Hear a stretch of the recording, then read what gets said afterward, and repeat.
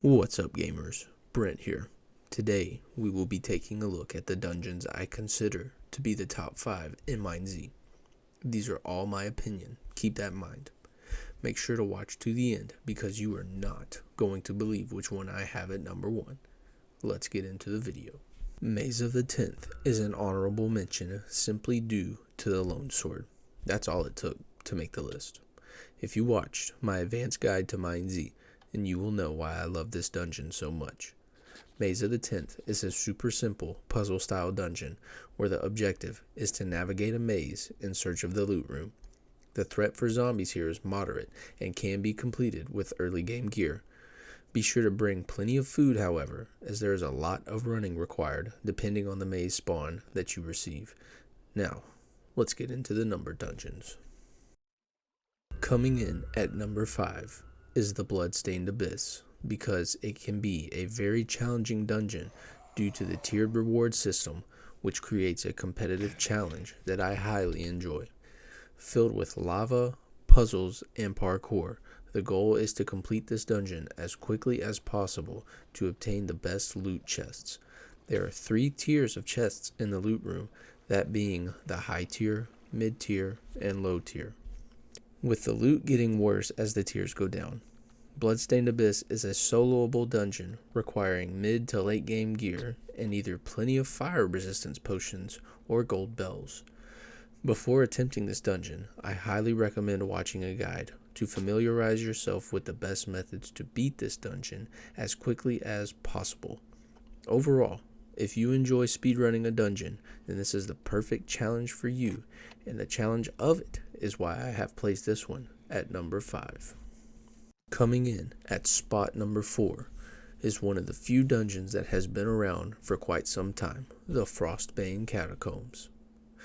I have placed Frostbane at number 4 because I find this dungeon to be a well-balanced mix of skill and puzzles. This dungeon can be done solo by using multiple accounts or with a group of friends, and I highly recommend the latter option. This dungeon can be completed with mid-game gear if you play your cards right, or in-game gear if you want to play it safe.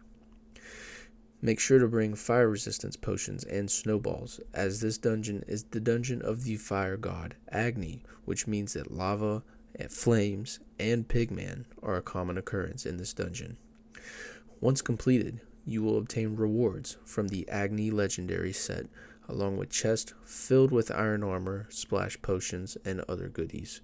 If you enjoy lava parkour and hordes of zombies, then this dungeon is for you. Body Offload comes in at spot number 3 due to the legendary item obtained from this dungeon being very popular amongst the PvP player base of MineZ, the Phantom Blade. Body Offload can be completed solo or with friends, requiring early to mid-game gear. I highly recommend bringing feather falling boots, as a few of the jumps in the parkour room can be fatal without them. The dungeon itself is mainly a puzzle style dungeon with a lot of RNG determining how the dungeon will play out for you. Typically, when I run this dungeon, I run it a few times to obtain several Phantom Blades solely for the purpose of trading them away. I also enjoy the theme of this dungeon and find the build to be entertaining. Body Offload takes spot number 3, with the Phantom Blade carrying the weight of its placement on the list. I have yet to fully complete this dungeon, but was amazed at how complex and well designed the new Desert Canyon Sanctuary is. It is an insane difficulty level dungeon, and for good reason. A mix of tricky parkour, tons of mobs, and a boss room that takes a while and a lot of skill to complete, all combined to make this dungeon one that is super difficult. I highly recommend that before you go, try to take on DCS to watch some kind of guide for it. That way you can familiarize yourself with what you will encounter while in the dungeon. It is also best to come fully equipped with in-game gear, as the dungeon will more than likely drain a lot of your resources if you are not prepared. Be sure to bring along a few friends with you to complete this dungeon as well. If you are confident in your MineZ dungeon skills, then this is the ultimate test with amazing rewards. This dungeon is the Earth Trial, with the Theorem's legendary set being among the possible rewards. Overall, this dungeon places at number 2 for being such a well-designed and fun experience. The best dungeon in MineZ by far is Shrine of the Dusk. It consists of a combination of trials from all of the gods of Valar, and those who complete the dungeon are rewarded with either a dusk fragment used to enter the Library of Axis Mundi, or rewards from the Dintral's legendary set.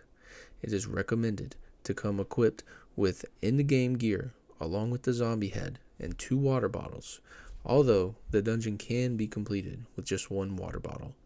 My favorite specific part of this dungeon is the Earth Trial, as I enjoy the lava parkour. To complete this dungeon, you need at least 2 other friends, as many elements require multiple people to proceed to the next level. I have a ton of good memories completing this dungeon with some of MineZ's best dungeoneers, so if I have ever completed this dungeon with you, then you are amazing.